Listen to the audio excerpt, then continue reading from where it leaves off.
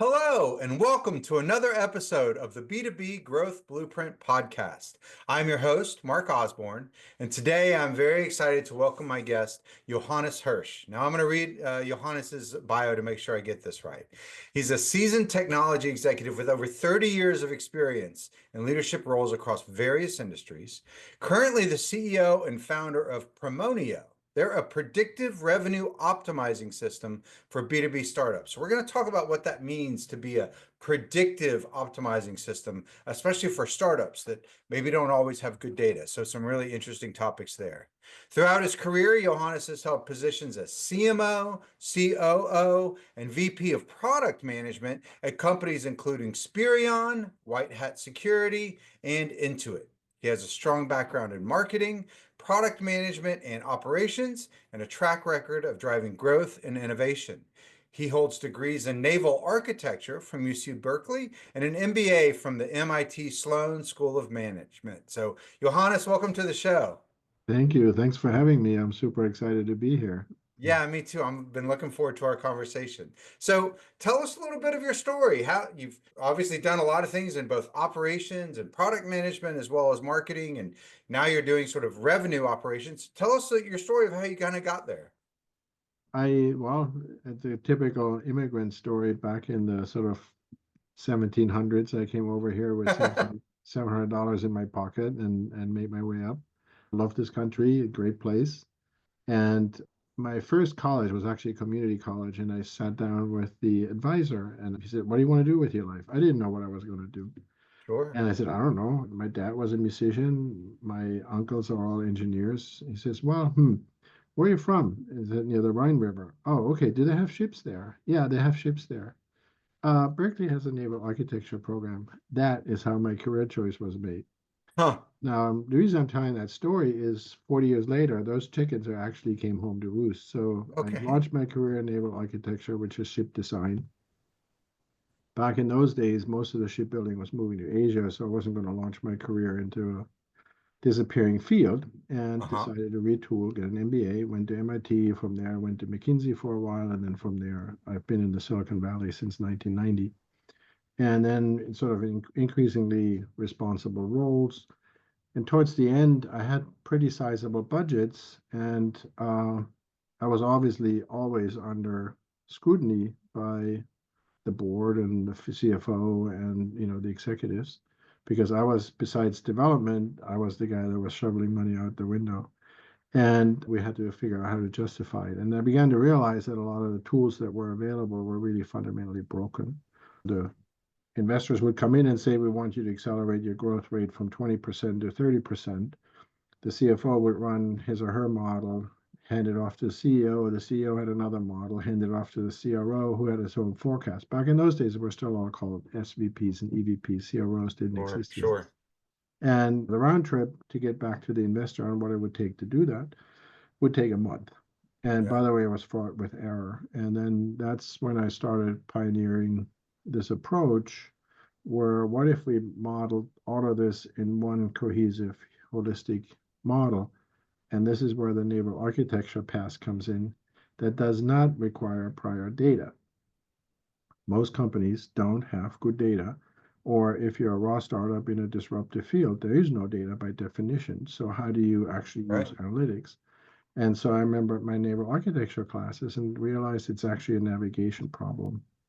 And navigation meaning you navigate into a target and you course correct as you go there, similar to how your car's GPS finds a target, or the rocket lands on the moon, versus you're extrapolating from the past, which is Hmm. what most analytics packages do. Monday was here, Tuesday here, Wednesday here, so Thursday must be here. Well, if you don't have data for Monday, Tuesday, Wednesday, you can't extrapolate Thursday. And that led to then the development of some analytical approaches. And then at some point, I decided that, gee, I've done a lot of things in my life, but I've never started a software business. So 5 years ago, I decided to start a software business, and here we are.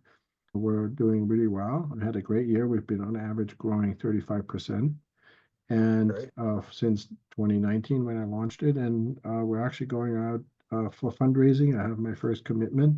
So I'm hoping having the first one in, we'll get the second and the third and the fourth. Yeah. And so it's super exciting. And the approach is actually starting to work. So that's a little bit my story and why the naval architecture piece was actually relevant. Very interesting. So you're taking all of that background and in implementing it in Premonio. And I think Mhm. what you said is that Premonio is really designed to create analytical models for folks that don't have all of that, sort of historical data in Right. order to make those predictions. Is that right? Tell us a Correct. little bit more about what Premonio really does and what the solution is.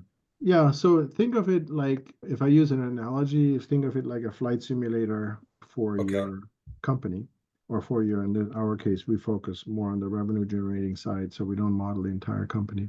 Hmm. And if you have that flight simulator and the flight simulator is reasonably flexible, so you can say, oh, it's a prop plane, it's a jet plane, it's four engines, one engine, it flies fast, it doesn't fly fast.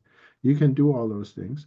And then you can begin to see where you can model scenarios, you can model strategies. What if I hire three more sales reps? What if I, instead of hiring three sales reps, I hire one sales rep and two BDRs? What if I spend a lot of money on marketing and so forth? And you can do that essentially in a piece of software rather than doing it real life, which is what most companies are doing. And then that's how people get fired and they don't really have Yeah, results until a quarter or two later. You can know results within 2 or 3 weeks at most. So you can diagnose very quickly. You also lay a foundation for good, clean revenue operations, but you're only correcting the data that you really need. You're collecting the data that you need, not this whole data bazaar that all of these various functional apps spit out. And so it actually drives a fair amount of efficiency, if you will, because you're not tracking everything you could, you're just tracking the stuff you need.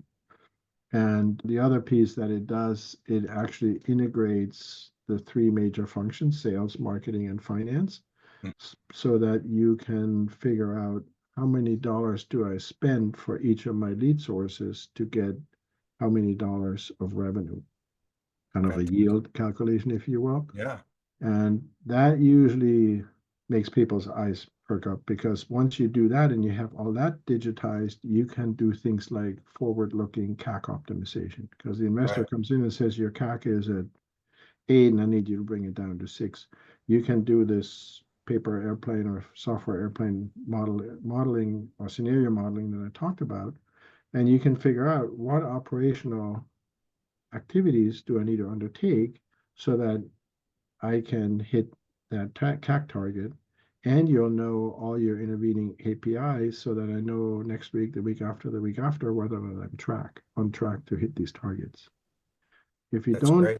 digitize your company, you don't have the flexibility to do all that, and you also don't benefit from eventually when you collect the correct data, the ability to be very quickly course correcting. That's really interesting. And I love the way you described it as sort of this course correction, because you can start with essentially a model with some assumptions in it that then gives you a path. And I know that the model that you've built is based on a lot of really strong inputs. So you can sort of benefit from all these other companies that have gone before you that have Mhm. done similar things and seen Right. similar types of results. But as you capture data, on what the real world reality is, it can very quickly adapt to, well, we thought that you'd get this many leads in this amount of time based on this activity, but you got more because your offer is more compelling, or you got fewer because you're less differentiated in the marketplace. And so then it immediately adjusts all of that downstream projection. Is that right? Yeah, that's exactly right. I mean, you can basically pressure test assumptions. You can do it all the way down to the campaign level, like you talked about. I can have one campaign that says, oh, Premonio costs less than the other alternatives. And the other campaign is Premonio gives you better quality than the other alternatives, say. So now I have two campaigns. One is around cost savings, one is around quality improvements. I'll know very quickly whether or not they perform. Early funnel, you can track things like click-through rates. Mid funnel, you can track things like, am I getting the demo or the subsequent meeting? Late funnel, you can track closure rates and things like that. So it's a Hmm. good diagnostic tool, both for what's broken with the status quo, which is right now, I would say 80% of the market really have a status quo that's not working all that well.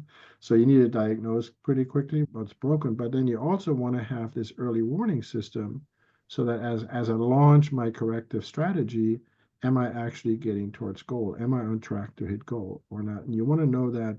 I want to know whether I make Q1 on January 15th, not on April 2nd.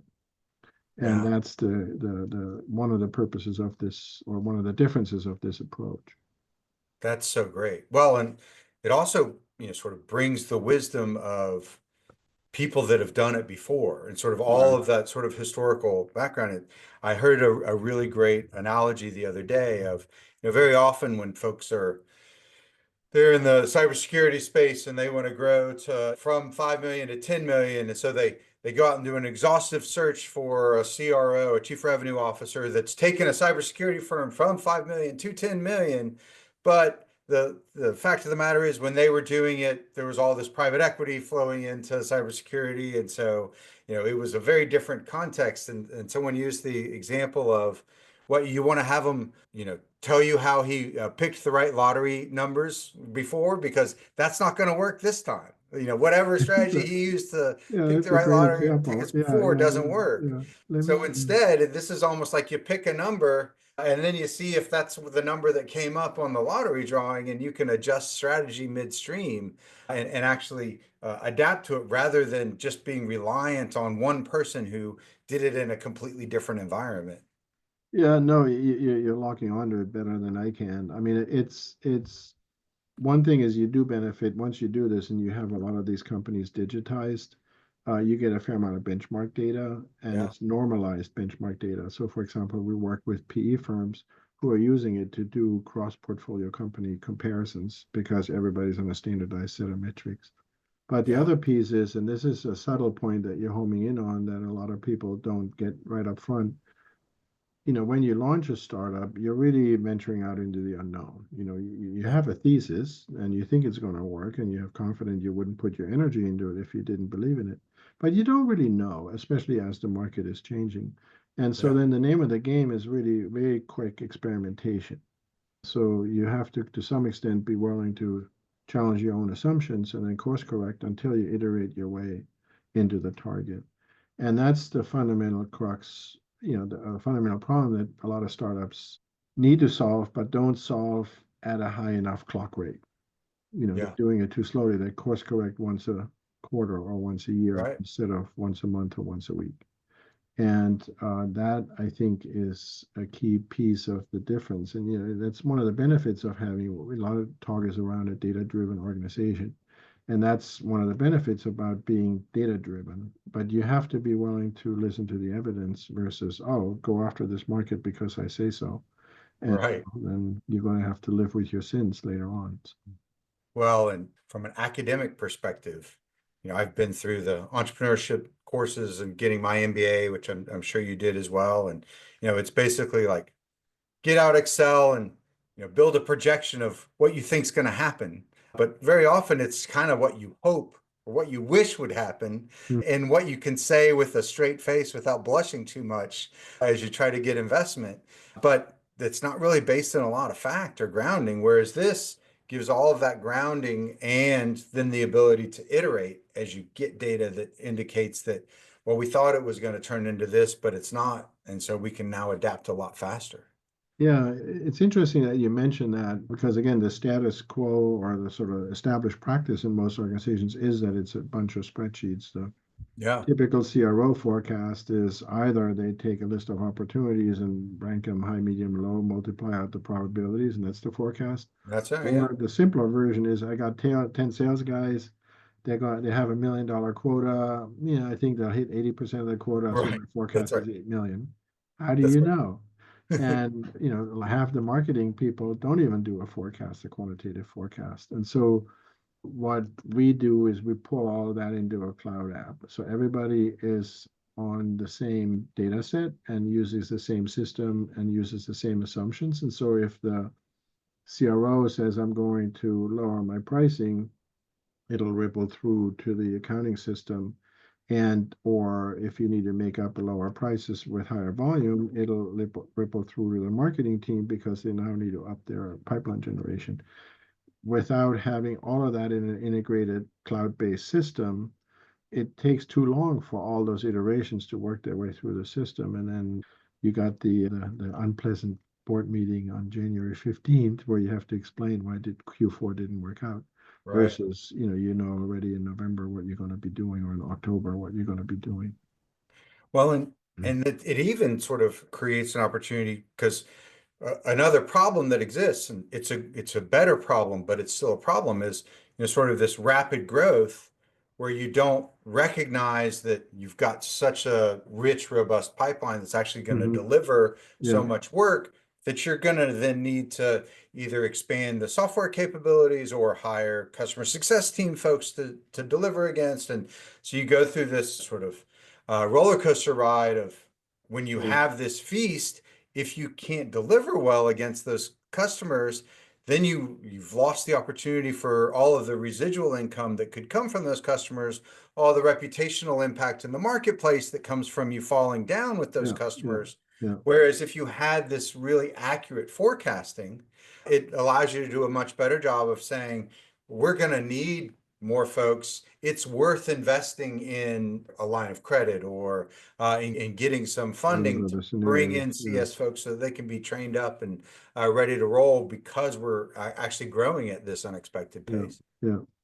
Yeah, violent agreement. And in order to make it happen, what you just talked about, what we do and what needs to be done, I mean, anybody wants would want to do that, would do the same thing. And that is you have to mathematically link activities. How many calls do I make? How many emails do I send? How many customer service requests do I respond to revenue? Yeah. And this is where the bodies are buried. It's the rare organization that actually has that mathematical linkage so that you can say, and then you can do scenarios both directions. You can come in and say, I want to take my revenue from 10 million to 12 million. How does Yep. that ripple back into the associated operational metrics and task metrics that I need to hit? Or I can say, oh, gee, I'm going to hire two more sales reps and they can send out, 500 emails each and make 50 calls a day each. How does that ripple forward into my updated revenue projection? That's If right. you don't have tasks and activities mathematically connected to revenue, you can't do either direction of those simulations with a high degree of confidence because you have a causality established. It's not just a correlation. Yeah. Does that make sense? Yeah, well, yeah, and it closes that loop. Instead of it Correct. just being this happened and then you have the outcome that happened. Instead, you're learning of what's likely to happen. So now I can adjust Right, to add more volume or to find another right, source right, of leads or right, whatever it might be. right. Yeah, Um, no, I might, if it's okay, I might change the topic a little bit because yeah, we've been talking about, I call it the signs of revenue. And there's a lot of talk around being data driven, being analytical and so forth. And here's the funny irony. When I started my career, I started in product marketing and marketing. I actually worked for a branding agency in the 90s. I mean, I was sure. all the way on the right brain end of things. As my Yeah, career went on, I went to the left brain end and now I'm coming back. And here's why I'm coming back. Let's assume we run a company together and we measure all the numbers and we dial it all in and everything is running. We have a beautiful, clean, crisp data that's meaningful. The vast majority of the companies that we do this for, and we've had several dozen customers at this point, especially in the current market, when by the time you've collected all the data, you diagnose the issue, it boils down to four things. They didn't get product market fit, they didn't get their ICP defined, they didn't figure out what the differentiation is in a way that's compelling, and they didn't then translate that into compelling messaging that gets people excited to act. And so yeah, the funny irony is you sort of have to make this journey through all this data science to come back to what are basically traditional right brain yeah, go-to-market activities where you need to sort of resonate with somebody's interest and somebody's demand and know how to connect. But this time you're there because the data tells you, not because that's what you thought will work. And so it's right, a funny irony that, after all the data is done, you're actually back to, brand marketing and messaging and things, right. competitive analysis and those kinds of things. Mhm. It's so funny, like there's an entire generation of marketers out there that have been very successful, but just by chasing sort of the next big thing. So if you think about late 90s, the first folks to optimize their website for search engines suddenly got all of this free traffic and so had a windfall of customers that none of their competitors were getting, had a lot of success. So whoever was in charge of marketing that said to do that looked like a genius. And then they're Hmm. like, well, maybe we'll pay for some of that traffic. So they moved into paid search and spent some time learning how to optimize that or hired an agency to help them Hmm. do it. Again, looked like geniuses, but really Hmm. they were just kind of arbitraging or being the first mover. Same thing Hmm. was true in now advertising on Facebook or LinkedIn or whatever it might be, the new niche platform for their Hmm. channel. But today there's such a proliferation of the next thing that you could Hmm. do that it's the much more challenging choice of, well, what should I do? And so it comes back to this kind of strategy that there's an entire generation of marketers that have never learned that strategy of, well, start by understanding who your customer is, then understand the competitive landscape so that you can find out what's unique about you, turn that into messaging that you can then take to any of those Yeah. different places to Yeah. play. It's Yeah. so interesting that that's almost the data and the technology is bringing us back to these fundamentals. Yeah. Yeah. You said it way better than I could, but I would add two more Yeah. headwinds to that, and they are actually very much sort of 2020 and on headwinds. One is what I call the TikTok phenomenon, and the other one is what you already alluded to, which is the oversaturation of inbound messages. Yeah. For example, 5 years ago, I did, made a lot of progress helping companies get on LinkedIn and basically drive demand using LinkedIn. 5 years ago, it worked like a spinning top. Sure. Nowadays, it does not work anymore because people are look at your inbox lately. You Yeah. get these, messages. Oh, here's my calendar link, and Sure. why would I want to get on your calendar? But the so what you have is kind of this proliferation of these digital outbound techniques, and there's Yeah. just companies that are dialing it up to 11. They're sending out emails by the busload, and they're sending out these LinkedIn messages, and people have kind of dialed down their willingness to even read them. That's right. And the second one is the what I call the TikTok phenomenon. I think societies are moving, and this is not just here in the US, attention spans are getting shorter and shorter, and people want to get more and more stimulated. They don't necessarily want to sit down and go through a 20-page PowerPoint deck and really think about it, and then I'll call you back the next day whether or not they're interested. They'll decide it on the spot. Yeah. And I'll talk about something that we could talk about is the limbic tickle, which is you really have to figure out how to get somebody visually excited and interested. The first 3 seconds buy you the next 10 seconds, and the 10 seconds buy you the 30 seconds, and the 30 Yeah. seconds maybe buys you the 3-minute conversation. Right. And people make very quick decisions, and if you don't pass those hurdles, you're out. And so then that gets back to what we were just talking about, the fourth element, messaging. There's this additional headwind where you really have to figure out how to grab somebody's attention, but do it on that foundation of differentiation's clear, the ICP needs are clear, and so forth. And that's really hard. And I Yeah. would say 10, 20 years ago it was easier. Nowadays, because of these factors, it's a lot harder. Yeah. For sure. Wow.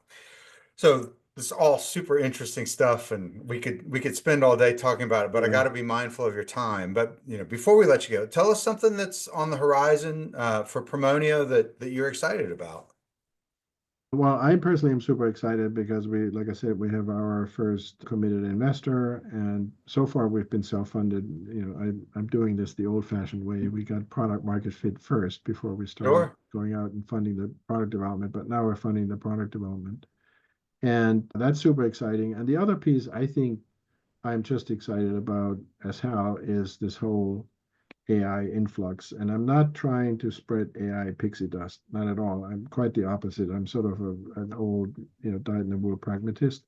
But there's just a disruptive suite of tools coming in Yeah. that are really changing the way sales and marketing can be done. And I Yeah. think that's just super exciting. So both of those for me and with Premonio, we're trying to obviously harness both the investment as well as this technological shift. those are great opportunities. So 2025 is going to be a great year.